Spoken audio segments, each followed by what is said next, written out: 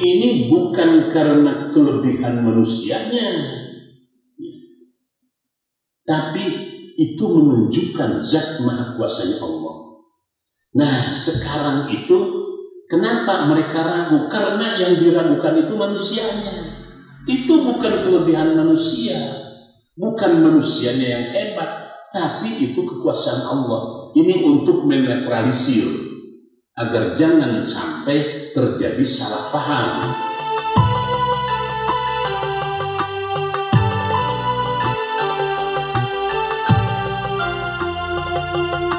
Baik, saya mulai dari Romawi pertama.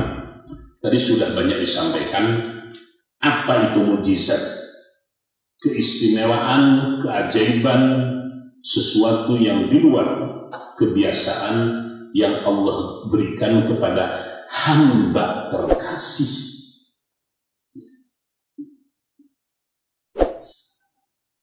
Itu hak prerogatif Allah.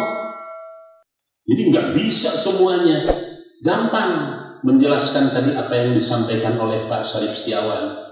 Yang mengunggah mukjizat itu betul-betul apakah pilihan Allah? Tidak. Jadi Allah melalui seleksi yang sangat ketat. Satu. Yang kedua, keajaiban yang diberikan sesuai dengan kondisi zaman. Zaman iya dikena iya, zaman iya bikena iya, zaman iya bikena iya. Zaman Nabi Musa puncak-puncaknya ilmu sihir. Puncak-puncaknya ilmu sihir. Jadi di kerajaan itu ratusan ahli sihir. Diundang teh raja-raja sihir aku. Ya. Sampai ke dalam keterangan nah, tukang sihir Fir'aun berang bisa jadi puting atau jago-jagonan. Bukan karena siang jadi malamnya, si berang teh ketutupan tak jadi puting jago-jagonan sihir. Dihadirkan. Waktu zaman Nabi Isa semua waktu itu mengulik pengobatan, cara mengobati berewe bisa ngehirup maut. Nah, sesuaikan dengan kondisi zaman. Yang ketiga, tidak pernah bisa diprediksi sebelumnya. Nabi Musa waktu kalau teh terapal itu kumaha arek selamat arek henteu kumaha tongkat waktu lalu terapal. Nabi Ibrahim geus urang mah pasrah. Nabi Ibrahim itu sudah hampir putus asa karena tidak tahu bahwa dia tidak akan terkena panas. Tidak bisa diprediksi. Jadi para nabi teh geus nyawan henteu. Nabi Yunus waktu dimakan ikan nun enggak tahu aduh itu kumaha ya. Jadi tidak melalui sebuah proses yang diketahui oleh orang itu. Di siapa duga mereka itu atau enggak? Oke. Nah kemudian yang kedua, hak prerogatif Allah. 2 Romawi. Ini bukan karena kelebihan manusianya, tapi itu menunjukkan zat maha kuasanya Allah. Nah sekarang itu kenapa mereka ragu? Karena yang diragukan itu manusianya. Itu bukan kelebihan manusia, bukan manusianya yang hebat, tapi itu kekuasaan Allah. Ini untuk menetralisir agar jangan sampai terjadi salah paham. Kemudian yang kelima, untuk Allah tidak ada yang mustahil walau bertentangan dengan logika akal sehat. Iya kan menjelaskan. Jadi lamun maranehan atau percaya kan sama dengan tidak percaya kepada kekuasaan Allah. Dan karena mukjizat semuanya tidak bisa dicerna oleh akal. Oleh karena itu, untuk Allah tidak ada yang mustahil walau bertentangan dengan logika akal sehat. Ya. Ajang pangeran mah bikin maletik nih kayaknya. Cek pangeran teh naon ngaluarkeun sapi tina batu. Ya. Eta mah gampang lah tuh. Ayeuna mah nuletik-letik we. Leungit we tah. Pangeran madu udah mual air bisa mual. Leungit geus leutik gitu, tapi lamun geus nojos itu bisa menyebabkan demam berdarah. Eta sakumaha jadi kumaha. Urang mah nu ieu mungkin kayakeun mungkin heureui ka pamajikan teh nya eta leungit. Curang teh leungit sakitu leutikna eueuh tulangna eueuh naon gitu. Tapi kok bisa melahirkan budak, kumaha berhubunganana bersenggamana sok. Itu barudak aya mah kumaha leungit panggil ieu.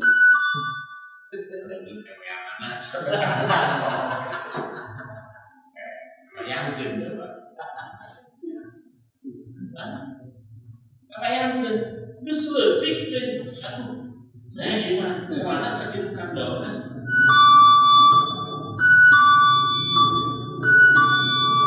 Celana sakitu kandelna masih bisa tembus.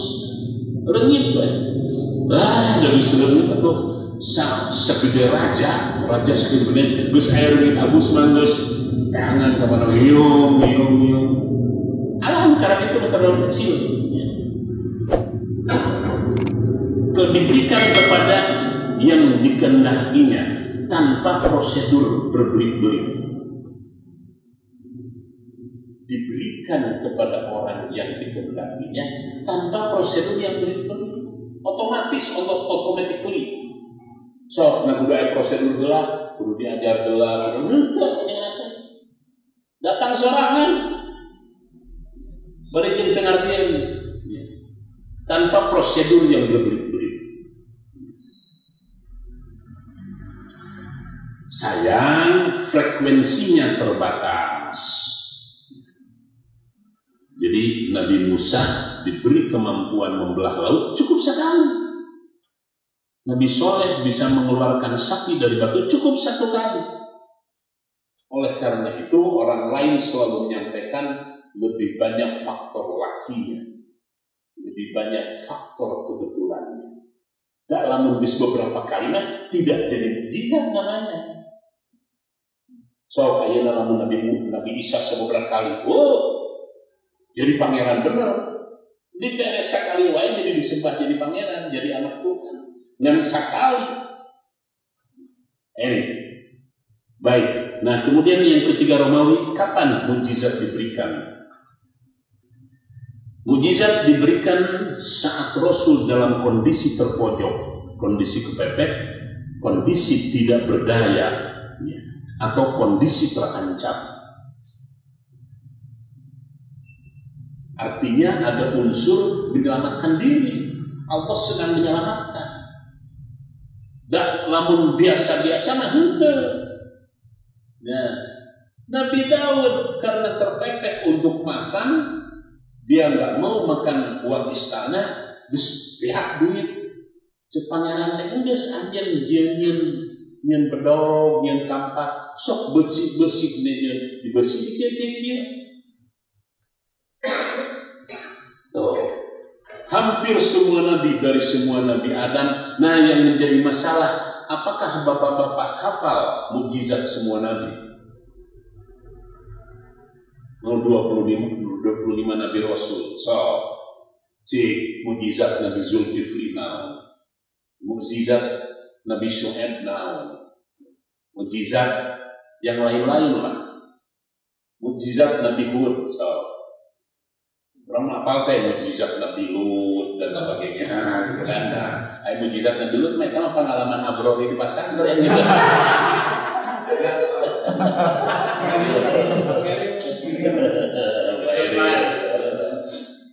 Jadi kita harus hafal.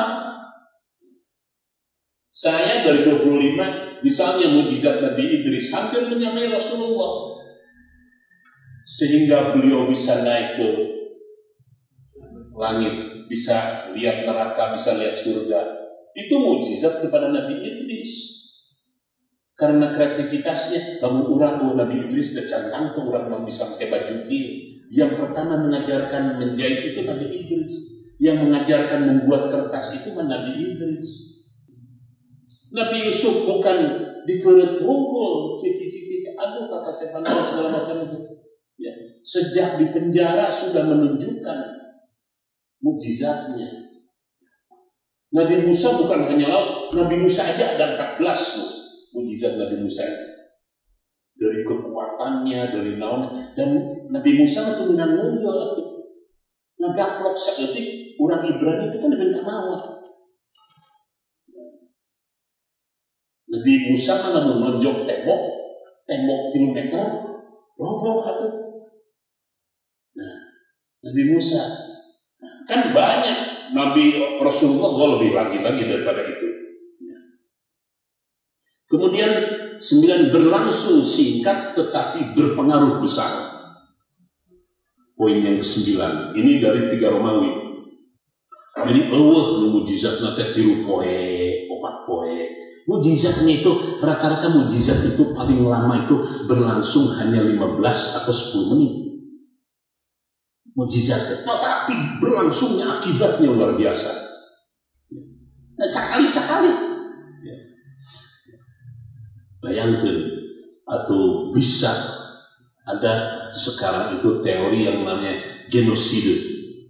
Nah, Rusia sekarang ini sedang genosida orang-orang Ukraina, menghabiskan orang-orang itu. Allahumma umat Nabi Lut dibeker atau dibalam itu umat Nabi Soleh, ya. Itu mukjizatnya. Baik, yang ke-10, tidak melalui proses latihan dan belajar tetapi simultan. Jadi mual ayat mengarana diajar mukjizat yang teu kudu latihan. Karena itu prosesnya simultan. Simultan itu sangat tiba-tiba.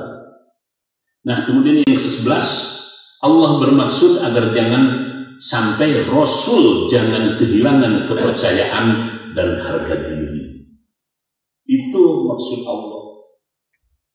Jangan sampai utusanku ini hilang kepercayaannya dan hilang harga dirinya. Diselamatkan ku nu ngaranna mukjizat. Oleh karena itu terus percaya diri. Oke, baik. Kemudian yang ke-4 Romawi. Siapa penerima mukjizat? 4 Romawi ke-12-nya, benar-benar Nabi dan Rasul pilihan dan selektif sesuai dengan kadar cobaannya. Jadi terkait dengan kadar cobaan. Oleh karena itu,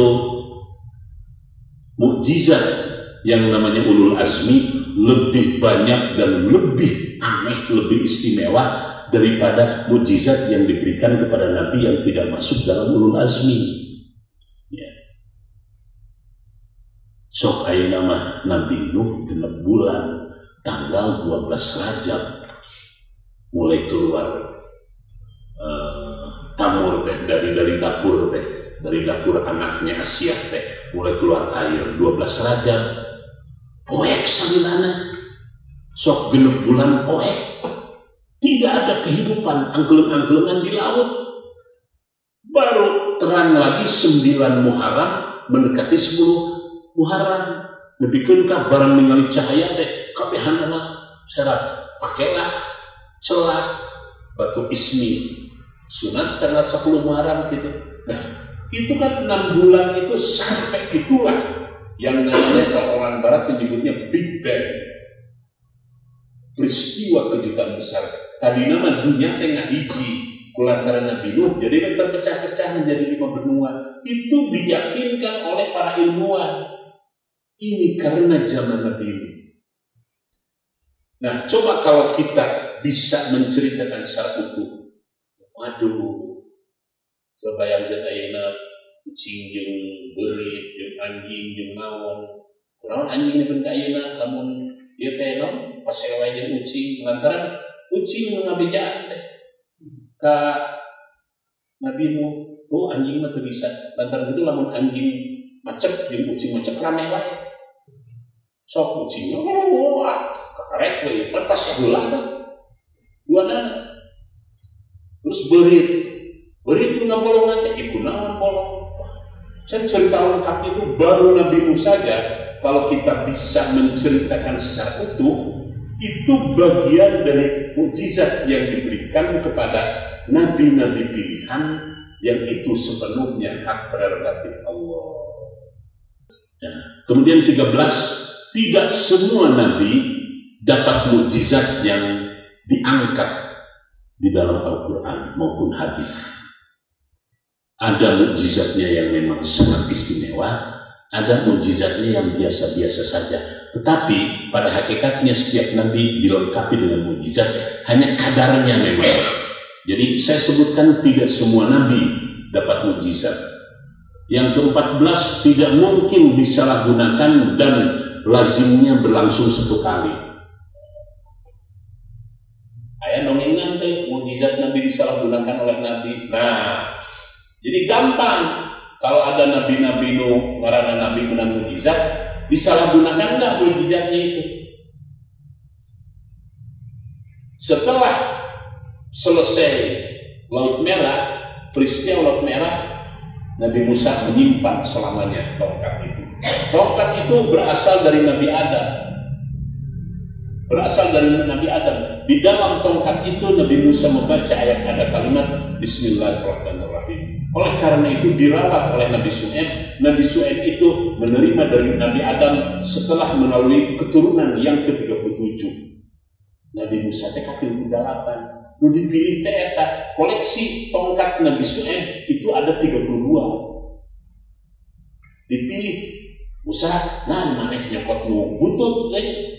Henteu ieu mah beda lain. Itu aralus tuh, beda lain ieu. Pinter maneh. Ieu teh warisan ti Nabi Adam. Alungkeun malaikat Jibril teh, geus maneh sieun orang itu ribuan orang-orangnya teh jago-jago sihir teh alungkeun eta tongkat.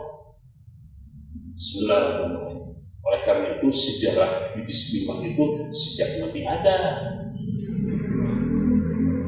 Da barudak ayeuna teh percaya tuh eta Nabi Nuh ge Bismillah. Ari eta doa Bismillah teh majare umur sahat kusaha dibacana? Ku Nabi Nuh teh. Bismillahirrahmanirrahim. Inna rabbika ghafurur rahim. Kan Bismillah teh. Nabi Adam di sini sudah ada tulisan Bismillah. Kita ada teh tuliskeun turunkeun tah kana tongkat. Lain tongkat nu istimewa, tapi lafzul jalalahnya ini. Nah, eta nu sok salah ngartikeun teh. Tidak mungkin. Kemudian yang ke-13, tidak membuat arogan penerima mukjizat, tetapi tetap tawadhu. So, aya dongeng nanti para nabi jadi arogan, jadi sombong. Henteu. Geus eta teh geus we. Pan lamun urang mah aya kanehan atau dieu tingali aing mah bisa kieu kieu. Pan ngobrol teh 2 tahun teu beak-beak. Tapi para nabi selesai itu sudah selesai. Tidak berpengaruh kehebatan itu terhadap dirinya. Saya menggunakan bahasa tidak membuat arogan, tidak membuat sombong. Yang ke-14, jumlah penerima mukjizat sangat terbatas. Ya. Tadi sudah disebutkan sebetulnya. Ya. Kemudian yang ke-5 Romawi, kenapa ada mukjizat? Ya.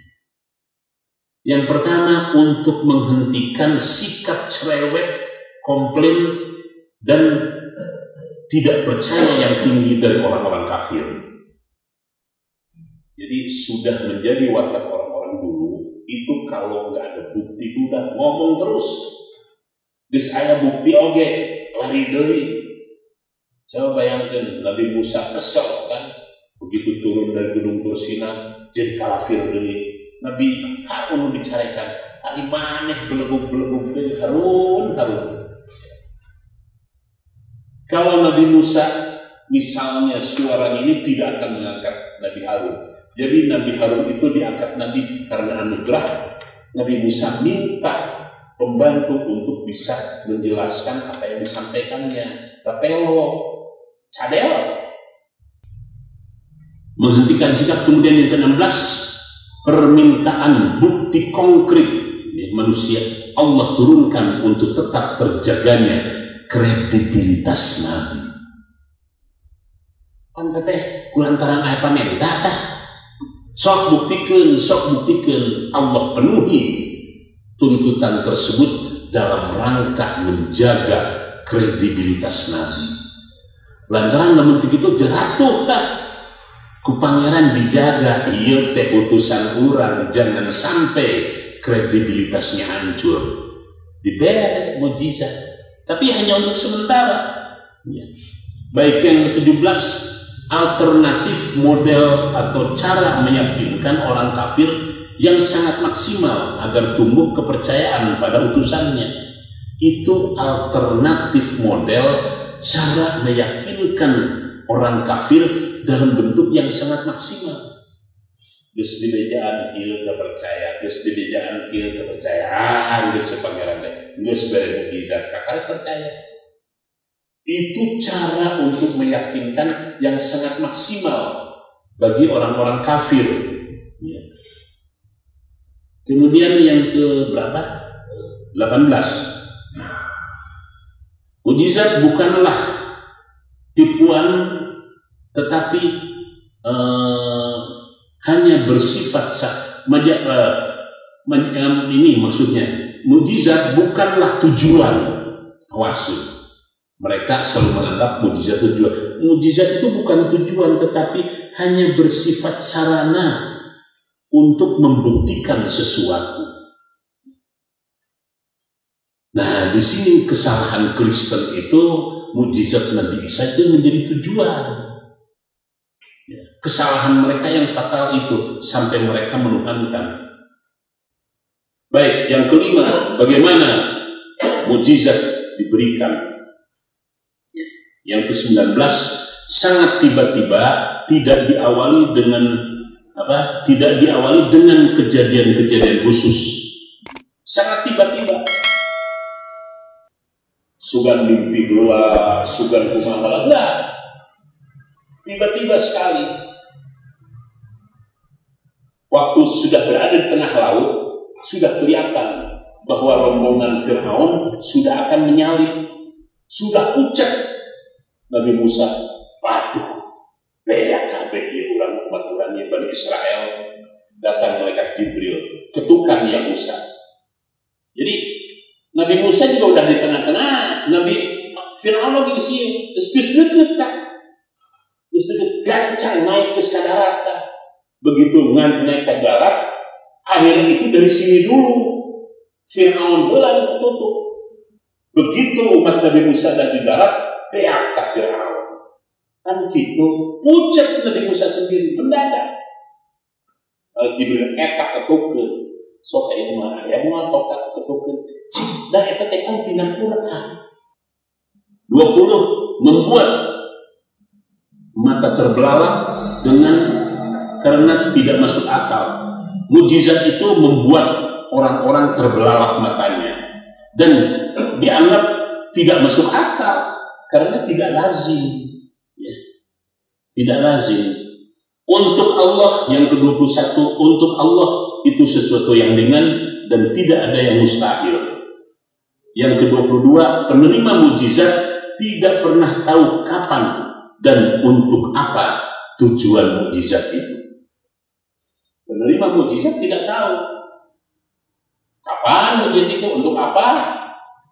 Nabi Musa waktu ketukan teh, nah itu maksudnya, benar, gitu gelingan tujuan anak. Kudu lari ke laut, tidak tahu sebelumnya. Baik, mukjizat berlawanan dengan lazimnya hukum alam. Tadi sudah banyak saya sampaikan. Biasa ngaranongnya mukjizat, lamun sareng hukum alam bukan mukjizat namanya. Kalau tidak istimewa bukan mukjizat. Ini 25. Yang ke-26, bagian yang harus kita imani tidak perlu diperdebatkan. Jadi iman domainnya tadi sudah banyak disampaikan. Ini mah domainnya domain iman, domain hati, lain domain, lain wilayah akal. Dan ku akalna mual tepi. Itu harusnya wilayah iman sama dengan Nabi, nanti belum sampai ke Nabi nanti. Ini masih umum sifatnya. Kemudian yang ke-27, sebagian dari fakta itu masih bisa ditelusuri jejaknya. Kemajuan teknologi dengan satelit dari satelit apa namanya, sekarang itu ketemu daerah di mana perahu Nabi Musa, perahu Nabi Nuh bertengger. Dan itu diperkirakan sudah 6.000 tahun yang lalu. Kapan gitu ya teman? Ukurannya sekian, jumlahnya sekian, muatnya sekian, jadi bisa ketutupan. Itu berada di lapisan bumi keberapa? Ini mungkin yang namanya perahu Nabi Musa, karena sudah menjadi fosil, kayunya sudah menjadi fosil, ada yang sudah menjadi semacam kayak emas, kayak tembaga gitu. Ini nampaknya bisa ditelusuri. Bekas Nabi Soleh bisa ditelusuri. Kenapa Rasulullah begitu lewat tempat Nabi Lut, Rasulullah langsung terus menutup mata, langsung menutup hidung, awas, ini kita menuju darah. Sampai sekarang mati dari hitam. Rasulullah pada saat pulang dari perang, bukan perang Yarmuk, perang apa ya? Saya lupa, Mu'tah atau Tabuk, kurang Tabuk mungkin. Rasulullah kepada semua sahabat tentara-tentaranya itu disuruh itu menutup ini. Itu di Yordan. Ada jejak-jejaknya disampaikan oleh Rasulullah. Baik. Doa berkaitan dengan mukjizat. Kemudian mukjizat untuk hal yang tertentu, kemampuan individu, ya, api tak panas dan sebagainya. Dan itu banyak ditiru oleh orang-orang pesantren. Api itu panas, jadi biasa kamu orang Jawa Timur mah jago. Kebetulan orang Banyuwangi, orang Jember, orang apa namanya Kraksan, Situbondo, jago. Ya. Sudah semua tinggal saya di Banjur gitu, gila karena di Cirebon mah ngan sepak bola api unggul kan. Ya. Jeung waranina teh jeung kesieun ku juri atau tataruhan teh naon malam Jumat Kliwon. Kita ke tengah kuburan teh cahaya naon sok mun aya mah dibere duit 10.000 darah itu babaturan akurit berani nah 10.000 kan tinggal kan kurang teh dipikeun ka jam 3:30 subuh teh kieu we balik teh ratul ku waduh nyamuknya kan katingali diantepkeun tapi kajuhan teh aya keneh soalnya jeung eta di tempat kuburan anu kakarek tadi isuk-isuk. Dan biasanya yang namanya mukjizat itu tidak menjadi bagian syariat, ya. Tidak dijadikan syariat, hanya sebatas mukjizat. Kecuali satu-satunya mukjizat yang menjadi syariat, Quran. Nah, itu kelebihan Al-Quran itu. Ya. So, ayat syariat mukjizat lengkap syariat mukjizat yang nggak ada, ya. Nggak ada hukum kumaha nemplek besi segala macam, tidak menjadi syariat. Oke, baik berikutnya. Nah, kelebihan mukjizat Nabi, ya. Tadi sudah dijelaskan. Yang paling utama Al-Quran tadi. Pak Ki Asep menyampaikan, Pak Jenal menyampaikan, ya. Yang paling utama mukjizat Al-Quran itu keberlakuannya abadi. Dan mukjizat nu sejen mangan seketika. Anu bikin ka ayeuna tah mukjizat Al-Quran abadi. Itu yang harus ditonjolkan. Kemudian dibaca, dihafal, dijadikan pedoman, jadikan sumber ilmu. Kan dua kelebihan umat Islam teh. Hadis Quran dan hadis dihafalkeun. Padahal hadis teh termasuk cariosan Kanjeng Nabi. Mana cariosan Bung Karno aya teh 1000 cariosan Bung Karno apal eueuh. Pak Harto eueuh, Gus Dur oge sabaraha lah gitu kan. Jadi apalkeun teh. Ieu mah butuh 2 juta hadis disaring. Orang-orang paling mampu itu 600.000. Imam Bukhari mengumpulkan 600.000, Imam Muslim mengumpulkan 350.000, yang lain-lain ini sehingga rata-rata terkumpulnya itu 2 juta. Dari 600.000 yang terambil oleh Imam Bukhari itu hanya 6.000 sekian, kan sebenarnya ini. Tapi ulama-ulama bergerak apa? Kan eta, kalau orang menyeri hati mah disebutkan Imam Ghazali ke hafal hadis. Jadi Allah jawab itu sekarang. Bagaimana ada buat tulisan. Imam Ghazali di DKB dari Quran ya dibaca tidak bisa dimanipulasi sakral ya. So sahanu lebih kaya mau manipulasi Al-Quran titik nah hiji ditambahan hiji we bak jadi tak geger atuh sadunya kasroh jadi domah geger atuh sadunya ya. Argumen dan bukti kuat ya, waktu itu untuk melawan penyair ya. Semua anggota badan Nabi itu mukjizat. Nah, jadi ulah heran lamun kami Rasul sebel sok aya nama kesang nawaya mukjizat yang tanya siapa kesang kanjeng Nabi mukjizat ibunya Anas bin Malik teh nuju kulem kanjeng Rasul teh di bumi Anas bin Malik karena saking hormatnya Rasulullah kepada Anas bin Malik teh pembanduna nah surah yang sare di mana punya emang apa keur kulem dirucut kecang dikumpulkan mana ku ibuna Anas bin Malik abusir kana botol kanjeng Rasul tos ngantunkeun ibuna Anas bin Malik make minyak wangi teh eta kayaknya kehampangan mana terus wal gering sabilana lantaran ngadahar kehampangan sejak itu karena ada yang minum sejak itu baik Rasulullah kalau BAB atau kencing selalu langsung ditelan oleh karena khawatir menjadi buruan orang-orang. Coba bayangkan saya lihat apa kepercayaan Khalid bin Walid di setiap peperangan. Suatu kali Khalid bin Walid lupa ada di pecinya 2 lembar rambut Rasulullah. Hiji poe mah Khalid bin Walid poho teh tengah bawah sieun dah. Itu sekelas Khalid bin Walid kemana-mana itu bawa rambut Nabi. Kenapa Khalid bin Walid sama sekali tidak ada perasaan takut dan tidak pernah tersinggung? Dipecat ke Nabi Sayyidina Umar teh mohon mangga nyanggap contoh naon jadi biasa deh padahal itu menakluk beberapa negara gara-gara rambut Nabi. Semua anggota badan ini yang rambut, keringat, air kencing, air tina panangan tina kasus jarona aduh biu biakeun di dahar dan kali sapanci rombongan 300 orang bangkeun ya Rasul, kita sudah makan tapi nggak ada minuman. Kadek-kadek mau corokan ke dia.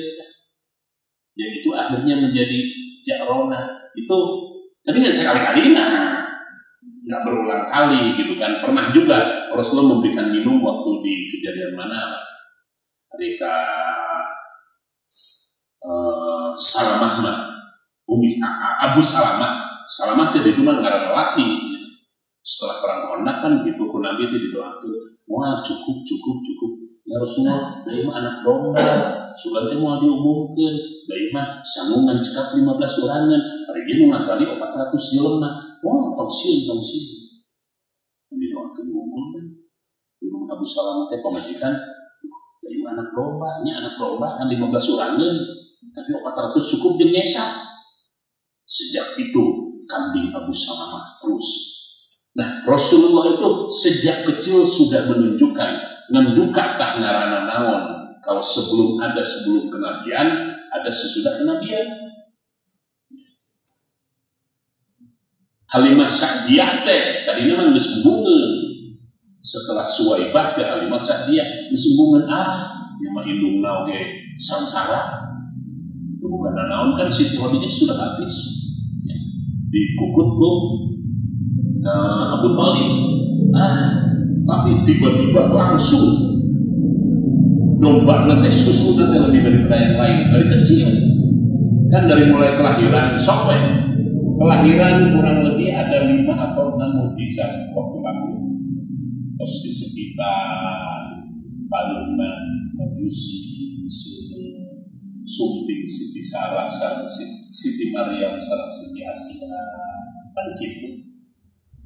Wah, dia mah warga saya gitu. nyandak baki, nyandak naon, terus nang kuban, bersih terus dicelahan, terus bersih tina geti. Kan barang kalau sorok udah diagulangi mau kan pinoku geti, dia bisa ningali. Rasulullah langsung ingat, baru kelahiran saja sudah 7. Masa kecil Nabi dibedah itu 5 kali. Kebanyakan orang mengatakan hanya 3 kali. Itu Nabi dibedah, akhirnya dioperasi lah gitu kan. Nah, itu kan mukjizat. Usia 3 tahun, usia 10 tahun, usia 15 tahun, mendekati paling jadi bersama. Mau menikah, mau ini sampai 5 tahun. Nah, itu oleh mereka tidak dikategorikan mukjizat. Oke, baik. Selanjutnya, Allah mengayomi Nabi. Sakumah yogi, Allah pasti akan mengayomi. Kondisi darurat, keluar mukjizat. Makanan, panas, dan tidak membuat musyrik umat.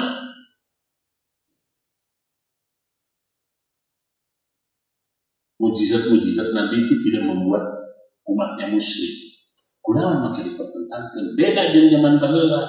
Kan sapi Nabi Soleh teh akhirnya disembah. Sapi Nabi Musa teh kan disembah.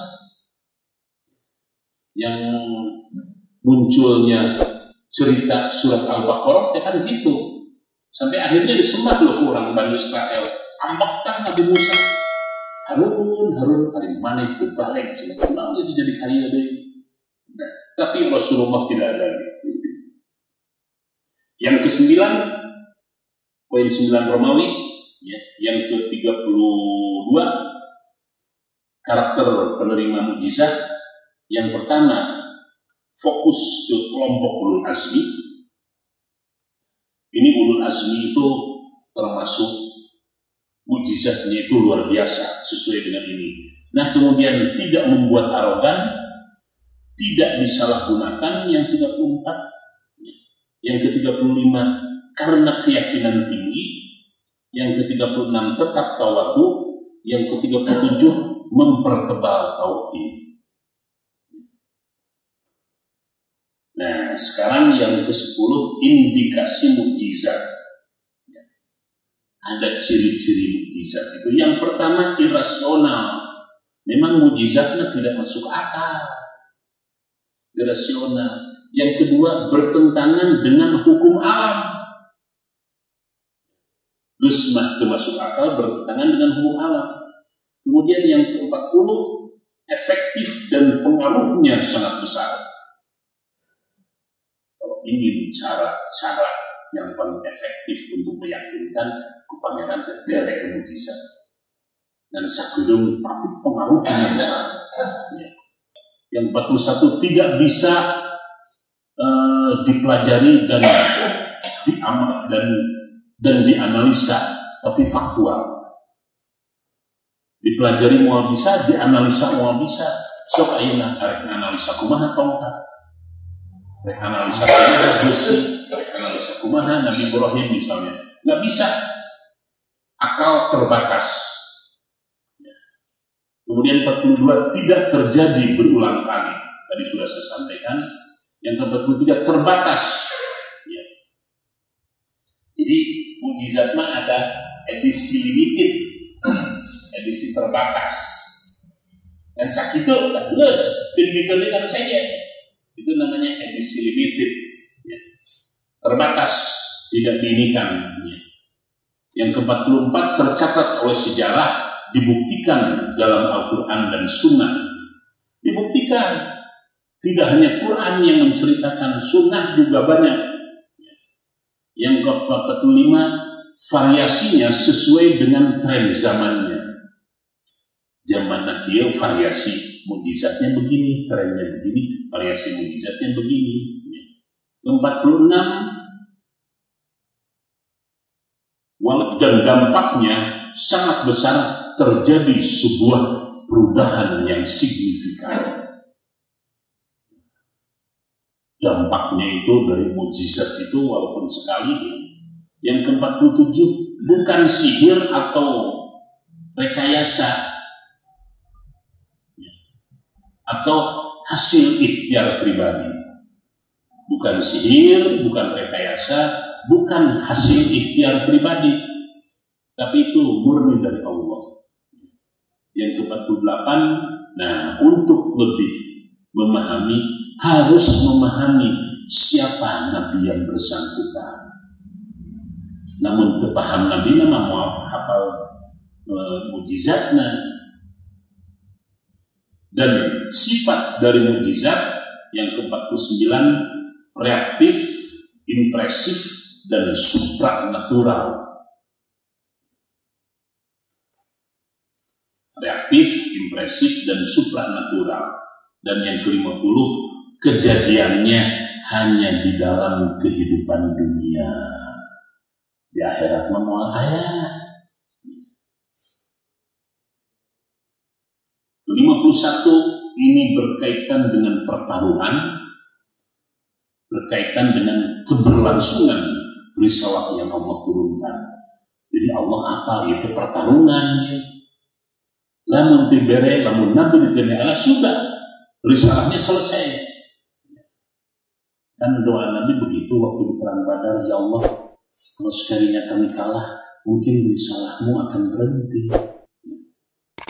Itu mukjizatnya, turun malaikat dan sebagainya. Itu yang paling konkret, itu perang Badar. Itu tidak bersifat mistis atau hurufat, ya, karena referensinya yang sangat terbatas. Segera itu efek mukjizat banyak. Ada efek positif, ada efek negatif. Efek negatif, Isa akhirnya dianggap Tuhan, sapi akhirnya disembah.